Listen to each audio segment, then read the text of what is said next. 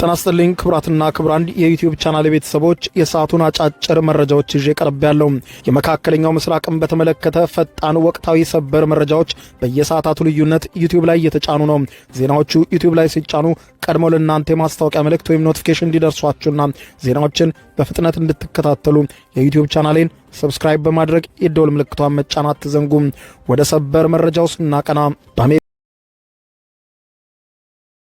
በቅድሚያም ከዛሬ ነገ ተኩሷ ይቆማል ተብላ የተጠበቀችው ኢራን ለሶስተኛ ሳምንት ተኩሷን መቀጠሏን ተከትሎ አሜሪካ በዛሬው ዕለት በአይነቱም ሆነ በመጠኑ እጅግ ግዙፍ የተባለ ፈንጂ መጠቀም መጀመሯ ተሰማ። ሶስተኛ ሳምንቱም ባገባደደው ጦርነት በአሁኑ ወቅት አሜሪካ 2270 ኪሎ ግራም የሚመዝን ግዙፍና በአይነቱም ልዩ የሆነ ከባድ ፈንጂ ጥቅም ላይ መዋል እንደጀመረች ተዘግቧል። ይህ በአይነቱ ልዩ የሆነው ግዙፍ የአሜሪካ ፈንጂ ከመሬት በታች የተገነቡ ጠንካራ ምሽጎች ውስጥ ያሉ ኢላማዎችን በጥልቀት በመምታትና ዙሪያ ገባውን በማውደም ከፍተኛ አቅም ያለው እንደሆነ ተዘግቦለታል። አሁን ጥቅም ላይ መዋሉ ኢራን የደበቀችው ጦር መሳሪያ እንዳለ በአሜሪካ በኩል በመታመኑ ነው ተብሏል። የአሜሪካ ጦር በኢራን የባህር ዳርቻ አካባቢ ባሉ የሚሳኤል ማስወንጨፊያዎች ላይ ጥቃቱን መፈጸሙን ያስታወቀ ቢሆንም ጦርነቱ እየከበደ ስለመምጣቱ ግን ጉዳዩን ማመን አልፈለገም። አሁኑ ሰዓት አሜሪካ ጥቅም ላይ ያዋለቻቸው ሁለት አይነት ግዙፍ ፈንጂዎች አሉ። በጨረር የሚመራው ጂቢዩ 28 እና አዲሱ ዘመናዊ ጂቢዩ 72 የተባሉ ግዙፍ ፈንጂዎች ናቸው። በአሁኑ ጥቃት አዲሱ ፈንጂ ጥቅም ላይ እንደዋለ እየተገለጸ ሲሆን ለሶስት ሳምንታት ያክል አሜሪካና እስራኤል በኢራን ላይ ያልተቋረጠ የሚሳኤልና የአየር ድብደባዎች እየፈጸሙ ቢሆንም ኢራንም በበኩሏ ያልተቋረጠ የአጸፋ ጥቃት በእስራኤልና በአሜሪካ አጋሮች ላይ እየፈጸመች ቀጥላለች። ባለፉት ቀናት የኢራን የሚሳኤልና የድሮን ጥቃቶች ተዳክመው ሊቆሙ ይችላሉ ተብሎ ቢታሰብም አሁንም ከኢራን በኩል የሚሰነዘሩ ጥቃቶች በመካከለኛው ምስራቅ ውስጥ ዋነኛ ስጋት ሆነው እንደቀጠሉ ናቸው። ጦርነቱ መክረሩን ተከትሎ ታዲያ አሜሪካ ድሉን አፋጥኑት የሚለው የፕሬዝዳንት ዶናልድ ጄ ትራምፕን ትዕዛዝ ተከትሎ ፈንጂዎቹ ግዙፍና አውዳሚ የሆኑ እስካሁንም በየትኛውም አይነት ጦርነት ላይ አሜሪካ አውላቸው የማታውቃቸው አይነት መሳሪያዎችን መተኮስ እንደጀመረች ነው የተዘገበው። የአሜሪካ ማዕከላዊ እዝ በማህበራዊ ትስስር ገጹ ላይ ባወጣው ጽሑፍ እንዳለው ጦሩ በኢራን የባህር ዳርቻ በሚገኙ ጠንካራ የኢራን የሚሳኤል ጣቢያዎች ላይ 5000 ፓውንድ የሚመዝኑ የሲኦል በር ከፋች የሆኑ ግዙፍ ፈንጂዎችን መጣሉንና በአካባቢው ላይ ከባድ ውድመት መፈጸሙን ዘግቧል። እነዚህ ቦታዎች ላይ የተተከሉ የኢራን ጸረ መርከብ ክሩዝ ሚሳኤሎች በባህረ ሰላጤው ውስጥ ላሉ ዓለም አቀፍ መርከቦች አደጋ ፈጥረው ነበር ያለው የአሜሪካ ጦር አይነታቸው ግዙፍ የሆኑና እጅግ አውዳሚ የሆኑ ፈንጂዎችን ወደ መጠቀም ፊቱን እንዳዞረም ተመልክቷል። ኢራን 20 በመቶ የሚሆነውን የዓለም ነዳጅ የሚጓዝበትን የባህር ወሽመጥ በመዝጋቷ የዓለም የነዳጅ ዋጋ ከፍተኛ ጭማሪ አሳይቷል። ግዙፎቹ ፈንጂዎች አሜሪካ ባለፈው ዓመት በኢራን ውስጥ የሚገኙ 3 የኒውክሌር ጣቢያዎችን ስትደበድብ ከተጠቀመችባቸው ባንከር ባስተር ከተባሉ ፈንጂዎችም እጅግ የላቁና ከባዶች ናቸው። እነዚህ ፈንጂዎች በአየር ወይም በመሬት ላይ በሚገኙ ኢላማዎችን መተው አይፈነዱም። ከዚያ ይልቅ በጥልቀት መሬት ውስጥ ተቀብረው የተጠናከሩ ጉድጓዶችንና ዋሻዎችን ሰርስረው በመግባት ወደ ላይ የማውደም ግዙፍ ኢላማ አላቸው። 6 ሜትሮች ርዝመት ያለው ይህ ግዙፍ ፈንጂ ከመፈንዳቱ በፊት በግምት 61 ሜትሮችን ወደ መሬት ዘልቆ በመግባት እንደሚያወድም ተመልክቷል። በሌላ በኩል ሶስተኛ ሳምንቱ ላይ በሚገኘውና አሜሪካና እስራኤል ከኢራን ጋር በሚያደርጉት ፍልሚያ የሚሳኤልና የድሮን ጥቃቶች አሁንም ተባብሰው የቀጠሉ ሲሆን በኢራንና በአጋሮቿ ቡድኖች የሚሰነዘሩ የአጽፋ ጥቃቶችም ተባብሰዋል። አሜሪካ ውስጥ አንድ ከፍተኛ ባለስልጣን ከስልጣናቸው በይፋ መልቀቃቸውን አስታወቁም።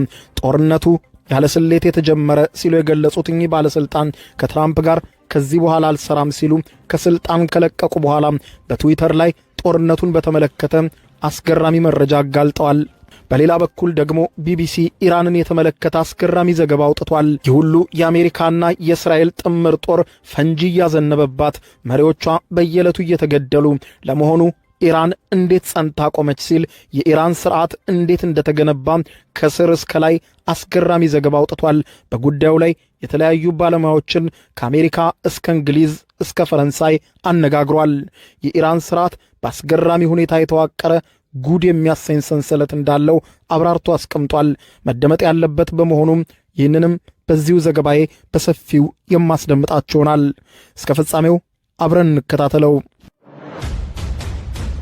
ጦርነት የውጭ ጠላት ብቻ ሳይሆን የራስን የውስጥ ቤትም የሚያፈርስ አውዳሚ ማዕበል መሆኑን ጥንታዊው የግሪክ ፈላስፋ ሶቅራጠስ እንዲህ ሲል አስጠንቅቆ ነበር። ጦርነትን ያወጀ መንግሥት የመጀመሪያዋ ሰለባው የገዛ ራሱ እውነትና የውስጥ አንድነቱ ሊሆን ይችላል ይላል። ዛሬ በዋሽንግተን ዲሲ በፕሬዝደንት ዶናልድ ጄ ትራምፕ አስተዳደር ውስጥ የታየው ይሄው የሶቅራጠስ ነገር ነው። ከአሜሪካ የተሰማው መላው አሜሪካና ዓለምን ያነጋገረው ዜና የፕሬዝደንት ዶናልድ ጄ ትራምፕ አስተዳደር ውስጥ የብሔራዊ የጸረ ሽብርተኝነት ማዕከል ከፍተኛ ዳይሬክተር የሆኑት ጆ ኬንት የኢራንን ጦርነት በጽኑ በመቃወም ክቡር ፕሬዝደንት ከዚህ በኋላ እርሶ የማይመለከቱት ጦርነት ውስጥ ገብተው የሰው ሕይወት ሲጠፋ አብሬ ቆሜዎት አልመለከትም ሲሉ ከከፍተኛ ኃላፊነታቸው በድንገት መልቀቃቸውን አስታወቁ። ጆ ኬንት ተራ ፖለቲከኛ አይደሉም። የ45 ዓመቱ ጎልማሳ የአሜሪካ ልዩ ኃይል ስፔሻል ፎርስና የማዕከላዊ የስለላ ድርጅት ሲአይኤ የረዥም ጊዜ አንጋፋ አባል ናቸው። ከዚህም በላይ ጦርነት ምን ያክል መራራ እንደሆነ በራሳቸው ሕይወት የቀመሱ ሰው ባለቤታቸው የባህር ኃይል ኔቪ ባልደረባ የነበረችው ቫነን ኬንት እንደ አውሮፓውያን አቆጣጠር በ2019 በሶሪያ ውስጥ በአጥፍቶ ጠፊ ፈንጂ ተገድላባቸዋለች። ይህ ጦርነት የደም ዋጋን ጠንቅቆ የሚያውቀው የሲአይኤ የድሮ አባል በማኅበራዊ ትስስር ገጹ ላይ ዛሬ ሌሊቱን ባጋራው 4 ገጽ ታሪካዊ የመልቀቂያ ደብዳቤ ፕሬዝደንት ትራምፕ በጦርነቱ ላይ የያዙትን አካሄድ በአስቸኳይ እንዲቀይሩ የሚያሳስብ ነው። ኬንት በደብዳቤያቸው ላይ ዓለምን ያስገረመ ሚስጥርም አጋርተዋል። ኢራን አሉ ኬንት በደብዳቤያቸው ኢራን ለአሜሪካ ብሔራዊ ደህንነት ምንም አይነት ቀጥተኛ ስጋት አልደቀነችም፣ እንዲህ የሚል ትንታኔም አልቀረበም ሲሉ አጋልጠዋል። የትራምፕ አስተዳደር ይህንን ማለቂያ የሌለው ጦርነት የጀመረው በእስራኤልና አሜሪካ ውስጥ ባሏት ሀያላን ደጋፊዎቿ ከፍተኛ ግፊትና ፍላጎት ነው ብሎታል። ይህ የአሜሪካን ሕዝብ ጥቅም የማይወክል ኪሳራ ነው በማለት የትራምፕን አስተዳደር አሳጥቶታል። የኚህ ከፍተኛ የጸረ ሽብር ኃላፊ መልቀቅ አሜሪካ ይህንን ጦርነት የገባችበትን ትክክለኛ የሞራልና የስትራቴጂ መሠረት ጥያቄ ውስጥ የከተተ ሆኗል። የአሜሪካ የውስጥ አስተዳደር በዚህ የክህደትና የተቃውሞ ማዕበል ሲናወጥ ወደ መካከለኛው ምስራቅ ወደ ኢራን ደግሞ ስንመለከት የሚታየው ነገር አሁንም ዓለምን እንዳስገረመ ነው። የእንግሊዙ መገናኛ ብዙሃን ብሪታንያ ብሮድካስቲንግ ኮርፖሬት ቢቢሲ ኢራን ለመሆኑ በዚህ ሁሉ ማዕበል እንዴት ጸንታ ቆመች? ስርዓቱ ሳይፈርስ አንዱ ሲገደል አንዱን እየተካም ኢራን እንዴት በጽናት ልትቆም ቻለች? በማለት ጠይቆ ስለ ኢራን አስገራሚ ዘገባ አውጥቷል። ታዋቂው ቻይናዊ የጦር ስትራቴጂስት ሳንዙ ዚ አርት ኦፍ ዋር ወይም የጦርነት ጥበብ በተሰኘ መጽሐፉ ላይ የውሃን ቅርጽ መተንበይ እንደማይቻለው ሁሉ ስር ሰዶ የተደራጀን ኃይል በአንድ ምት ማጥፋትም አይቻልም ሲል ተናግሮ ነበር። በእርግጥም የአውሮፓውያኑ የ1979 አብዮትን ተከትሎ የተገነባው የኢራን ስርዓት እነሆ ከ4 አስርት ዓመታት ቆይታው በኋላ አሁን በታሪክ ውስጥ እጅግ አደገኛው ጊዜ ላይ ቆሞ እየተዋጋ ነው ይላል። ዩናይትድ ስቴትስና እስራኤል በጋራ በከፈቱት መጠነ ሰፊ ጥቃት ጠቅላይ መሪው አያቶላ አሊ ካሚኒና ቁልፍ የሆኑ ከፍተኛ የጦር አዛዦች በሙሉ በአንድ ጊዜ ተገለዋል። ግዙፍና ስትራቴጂካዊ መሠረተ ልማቶች ወደ ፍርስራሽነት ተቀይረዋል። አሜሪካና እስራኤል ይህ የኢራን ስርዓት ማብቂያ ነው በማለት ህዝቡ ተነስቶ መንግስቱን እንዲያፈርስ በይፋ እየወተወቱ ነው። ነገር ግን ዓለምን ጉድ ያሰኘው ዜና የሚጀምረው እዚህ ጋር ነው ይላል የእንግሊዙ መገናኛ ብዙሃን ብሪታንያ ብሮድካስቲንግ ኮርፖሬት ቢቢሲ። ኢራን እንደታሰበው አልተንኮታኮተችም። መሪዎቿን ብታጣም አሁንም ከፍርስራሽ ውስጥም ሆና ቢሆን እየተኮሰች ነው ይላል ቢቢሲ። ለመሆኑ ኢራን ስለምን አልወደቀችም ሲል የተለያዩ ባለሙያዎችን አናግሯል። የኢራን አገዛዝ ዘላቂ እጅግ የተወሳሰበና በቀላሉ የማይወድቅ የኃይል መዋቅር እንደገነባ ባለሙያዎች እንደገለጹለት ይገልጻል። ይህንን የኢራንን ሚስጥር በቤልጅየም የሚገኘው የአውሮፓ ጂኦፖለቲካል ተቋም ታዋቂና የመካከለኛው ምስራቅ ተመራማሪ የሆኑት ሴባስቲያን ቡሶይስ ከግሪክ አፈታሪክ ጋር በማዛመድ አስገራሚ አድርገው ያስረዳሉ። የኢራን ስርዓት አሉ ግለሰቡ፣ የኢራን ስርዓት ልክ እንደ ሃይድራ የተሰኘው ባለብዙ ራስ እንዳለው በአፈታሪክ የሚታወቀው ፍጡር አይነት መዋቅር አለው ይላሉ። ይህ ፍጡር አንዱ ራሱ ሲቆረጥ በቦታው ሌላ አዲስ ራስ ወዲያውኑ ያበቅላል። ኢራንም አያቶላን ብታጣም ስርዓቱ በሺህ ስውር ስሮች የተገመደና ጠንካራ በመሆኑ ጸንቶ መቆም ችሏል ይላሉ። በእርግጥም አያቶላ መገደል የፈጠረው ክፍተት በአንድ ሳምንት ጊዜ ውስጥ ተደፍኗል። የጠቅላይ መሪው ልጅ ሞጅታባ ካሚኒ አባታቸው ከተገደሉ ከሳምንት በኋላ ተተኪ ሆነው ለመንበሩ በፍጥነት ተሰይመዋል።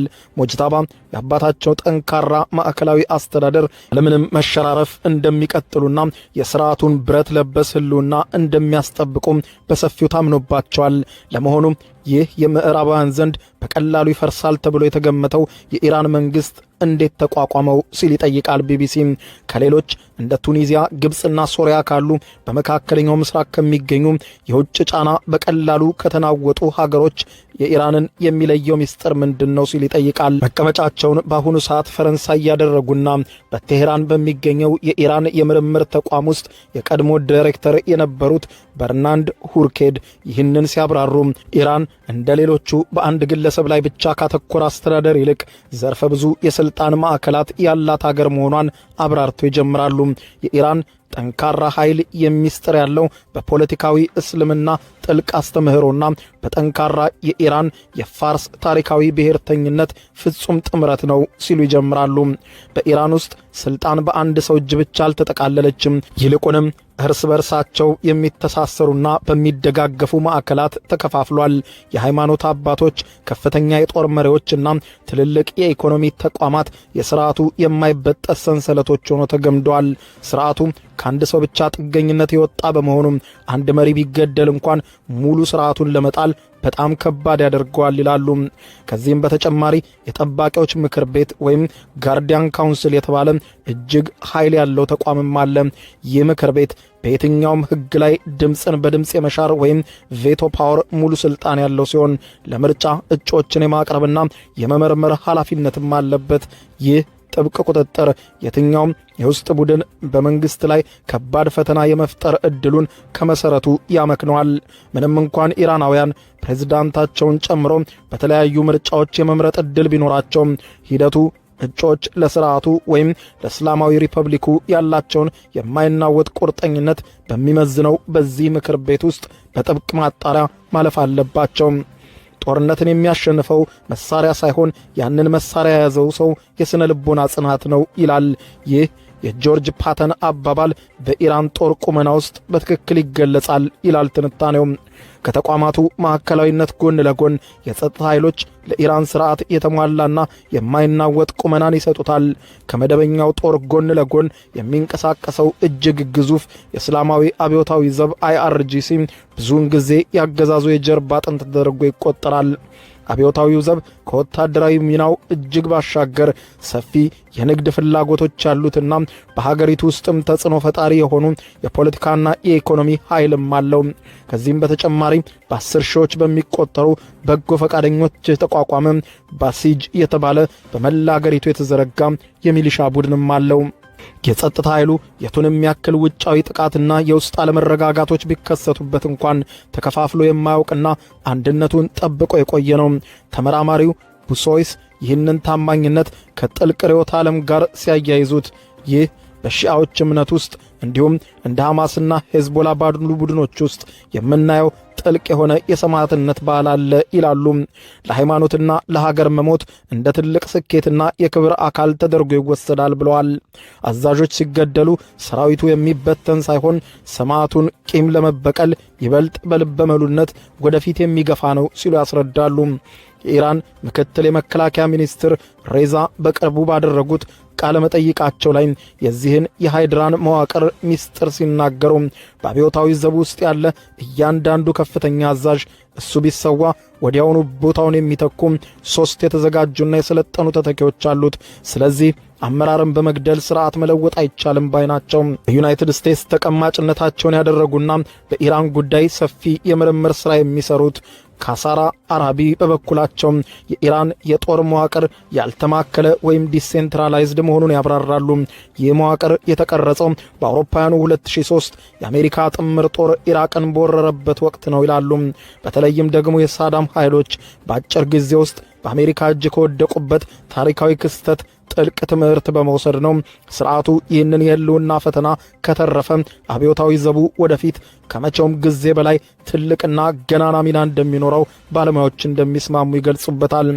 የጥንቱ ሮማዊ ፈላስፋ ሲሴሮ የጦርነት ነርቭ ማለቂያ የሌለው ገንዘብ ነው እንዳለው ኢራን ይህንን ጦርነት የምትቋቋመውና አሜሪካን እያደማች ያለችው በገነባችው የውስጥ ኢኮኖሚ ምሽግ ነው ይለዋል። የኢራን ኢኮኖሚ ዋና ክፍሎች ቦኒያድስ የሚባሉ ከመንግስትና ከሃይማኖት ተቋማት ጋር በጥብቅ የተያያዙ ግዙፍ ድርጅቶች ቁጥጥር ስር ናቸው። ቦኒያድስ በኢኮኖሚው ውስጥ በሺዎች የሚቆጠሩ ኩባንያዎች፣ ፋብሪካዎችን፣ ባንኮችን፣ የንግድ ተቋማትን በባለቤትነት የያዙ ናቸው። እነዚህ ተቋማት ለስርዓቱ ታማኝ ለሆኑ የህብረተሰብ ክፍሎች የሥራ ዕድሎችን፣ የንግድ ኮንትራቶችንና ጨረታዎችን በመስጠት ህዝቡ ከስርዓቱ ጋር በኢኮኖሚ ገመድ እንዲተሳሰር ያደርጉታል። አብዮታዊ ዘብን ጨምሮ ከታም አሊአንባይ የተሰኘው ግዙፍ የኮንስትራክሽንና የኢንጂነሪንግ ተቋም ይህንን የትብብርና የንግድ ሥርዓት የበለጠ ያጠናክራሉ። ምዕራባውያኑ ላለፉት 4 አስርት ዓመታት የጣሉት ማዕቀብ የኢራንን ኢኮኖሚ ክፉኛ ቢደቁሰውም እነዚህ የኢኮኖሚ ጥምረቶች የሀገሪቱን ልሁቃን ወይም ኤሊቶች አንድነትን ለማስጠበቅና በሥርዓቱ ህልውና ውስጥም ያላቸውን ድርሻ እንዳያጡ ለማድረግ ረድተዋል። ቡሶይስ እንደሚናገሩት ከሆነ ይህ ሥርዓት በኢኮኖሚም ሆነ በርዕዮተ ዓለም እጅግ ጠንካራ በሆነ ገመድ የተገመደ ስለሆነ በከፍተኛ ባለሥልጣናቱ መሃል ምንም አይነት ክህደት ወይም መከፋፈል አንመለከትም ይላሉ። ሃይማኖትና ርዕዮተ ዓለም አይዲዮሎጂ ስልጣንን በመጠበቅ ረገድ እንደ ሲሚንቶ ያገለግላሉ። የ1979 አብዮት የመንግስትን የዓለም እይታ ወይም ወርልድ ቪው በሚቀርጹ የሃይማኖት የፖለቲካና የትምህርት ተቋማት መረብ ህዝቡን አንጾታል ይላሉ። ርዕዮተ ዓለም በኢራን ውስጥ የፖለቲካ እምነት ብቻ ሳይሆን እንደ እውነተኛ የአንድነት የሙያና የህልውና ምንጭ ሆኖ ያገለግላል ሲሉ ተመራማሪዎች ይስማማሉ ይላል ቢቢሲ። ታዋቂው መሪ ማህተመ ጋንዲ ጠላትህ አንተን ማሸነፍ የሚችለው የራስህን ውስጣዊ መከፋፈል ሲኖር ብቻ ነው እንዳሉት የኢራን ስርዓት ረጅም ዕድሜ ሚስጥር የተቃዋሚዎቿ ፍጹም መከፋፈል ነው ይለዋል ቢቢሲ። በታሪክ የኢራን ተቃዋሚዎች እጅግ የተከፋፈሉና አንድ ቋሚ መሪ የሌላቸው ናቸው። እነዚህም በውስጥ ያሉ የተሃድሶ አራማጆች፣ የግራ ዘመም ፖለቲካ ቡድኖች፣ በውጭ አገር የሚንቀሳቀሱ እንደ ኢራን ብሔራዊ ምክር ቤት ያሉ የዲያስፖራ እንቅስቃሴዎችና የተለያዩ የጎሳ ድርጅቶችን ያካትታል። ይህ መከፋፈል የአንድ ሰሞን ሳይሆን ለረጅም ጊዜ የቆየ ነው ሲሉ በአውሮፓ የውጭ ግንኙነት ምክር ቤት ከፍተኛ የፖሊሲ ባልደረባ የሆኑት ኤሊ ጌራንማዬ ይገልጻሉ። ከአብዮቱ በኋላ የነበረው የፖለቲካ ፓርቲዎች የመፍጠር ክርክር በ1980 ኢራን ከኢራቅ ጋር በጀመረችውና ለ8 ዓመታት በዘለቀው አውዳሚ ጦርነት ምክንያት ሙሉ በሙሉ ወደ ጎን ተትቶ ነበር። ጦርነቱ ህዝቡን ከስርዓቱ ጀርባ እንዲሰለፍ አስገደደው። ከዚያ ጊዜ ጀምሮ የተለያዩ ተቃዋሚ ቡድኖች በተለያዩ ጊዜያት ባገዛዙ ጥብቅ መዋቅር አማካኝነት ተገድለዋል። ከባድ ፍርድም ተፈርዶባቸው ታስረዋል። እርግጥ ነው ባለፉት ዓመታት እንደ 2009 የአረንጓዴ ንቅናቄና በ2022 የማሳ ሳሚኒት ሞትን ተከትሎ የተነሳው አደባባዩን ያናወጠው ሰልፎች በስርዓቱ ላይ ከፍተኛ ተቃውሞ ቀስቅሰው ነበር። ሆኖም ግን እነዚያ የኢራን ተቃውሞዎች ማዕከላዊ አመራር አልነበራቸውም። በዚህም ምክንያት የመንግስት ከባድ የጸጥታ ክንድ አርፎባቸው ተበትነው ተፈተዋል። ከዚህም በተጨማሪ ኢራን በአሁኑ ዘመን በመካከለኛው ምስራቅ ክልል ውስጥ ካሉ እጅግ ዘመናዊና ረቂቅ የክትትል ስርዓቶችን ትጠቀማለች። ተቃዋሚ ሲነሳ የኢንተርኔት መዘጋት፣ በሰው ሰራሽ አስተውሎት ወይም አርቲፊሻል ኢንተለጀንስ የሚታገዝ የነቃ የካሜራ ክትትልና የሳይበር ጥቃቶችን በመጠቀም በሀገር ውስጥም ሆነ በውጭ ሀገር ያሉ አንቂዎችን በትክክል ኢላማ አድርጋ ታመክናለች።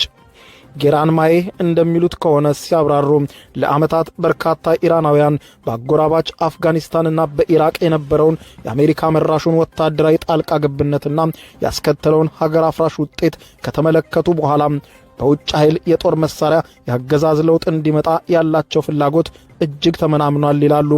የአረብ ጸደይ ያመጣውን የእርስ በርስ ጦርነት መዘዝም ኢራናውያን የከፋ ጥፋት እንዳይመጣ ጥንቃቄ እንዲያደርጉ አድርጓቸዋል። ሆኖም አሁን የትውልድ ክፍተት ወይም ጄኔሬሽን ጋፕ እየታየ ነው። የተማሩትና በማህበራዊ ሚዲያ የዓለምን ሁኔታ የሚከታተሉ ወጣት ኢራናውያን መንግስት ከሥራ ፈጠራ እስከ ንጹህ ውሃ ያሉ መሠረተ ፍላጎቶችን ማሟላት ባለመቻሉ አገዛዙ ሙስና የተሞላበት ጨካኝ ነው ሲሉ በአደባባይ ተቃውሟቸውን ያሰማሉ። ሆኖም ግን በዚህ ሁሉ አስቸጋሪ ሁኔታ ውስጥም ቢሆን የኢራን መንግስት ጸንቶ መቆም ችሏል። የፖለቲካ ሳይንስ ተንታኞች እንደሚስማሙት ጠንካራ ማዕከላዊ ስርዓት የሚወድቀው በሶስት መሠረታዊ ሁኔታዎች ሲጣመሩ ነው ይላል። አንደኛው ከውስጥ ግዙፍ ህዝባዊ ንቅናቄ ሲኖር፣ ሁለተኛ የገዢው ልሂቃን መከፋፈል የመሪዎቹ ወይም የኤሊት ዲቪዥን ሲኖር፣ ሶስተኛው የጸጥታ ኃይሎች መኮብለል ወይም ለህዝብ ማገዝ ሲጀምሩ ነው ይለዋል። ኢራን ደግሞ ባለፉት ጊዜያት የመጀመሪያውን የህዝብ ተቃውሞ በተደጋጋሚ አጋጥሟት የነበረ ቢሆንም ሁለተኛውና ሶስተኛው የልሂቃን መከፋፈል፣ የባለስልጣናት መክዳት ወይም መኮብለል፣ የጸጥታ ኃይሎችም ለህዝቡ ማገዝና ወደ ሌላ ዓላማ መሄድ ፈጽሞ እስካሁን በኢራን ውስጥ አልታየም።